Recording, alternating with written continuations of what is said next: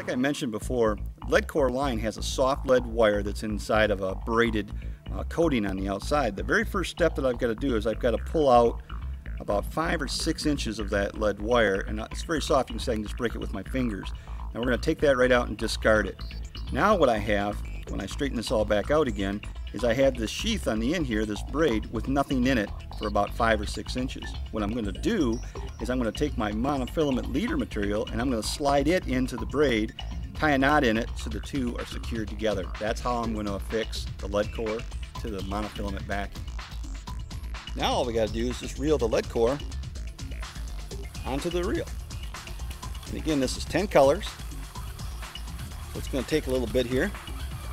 Each color of lead core comes off the reel a different color. This one's starting blue, then it's going to go purple. That's every 10 yards is a different color. That way you can tell how much lead core you're letting out just at a glance by counting the colors. Now, just like we did before, I peeled out about 5 inches or so of the lead wire from the inside of the lead core, and all I'm going to do again here is just pinch this off and discard it. And then as I restretch this line back out here, now what I have is just a braid on the end with no lead in it. And again, that's where my leader is going to go. In this case, I'm going to use fluorocarbon leader. About 15-pound test is what I think will work perfect.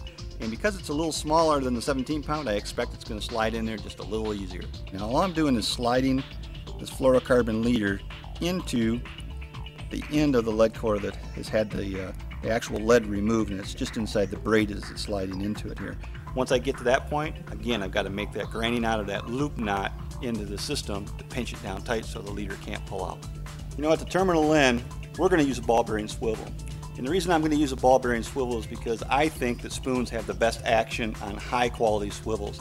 This is something that I'm really cautious about. Inexpensive swivels just don't get the job done with spoons. When you fish a spoon, you want it to have a lot of this kind of action. In order to get that freedom of movement in the water, you can't use an inexpensive brass swivel. You got to go to the expensive ball bearing swivels. Now this swivel that I'm going to put on here costs about $3 just for the swivel. Heck, some of the spoons that people fish don't cost $3. But I firmly believe you'll catch more fish if you use a ball bearing swivel. All right, swivel's on. We're ready to go fishing.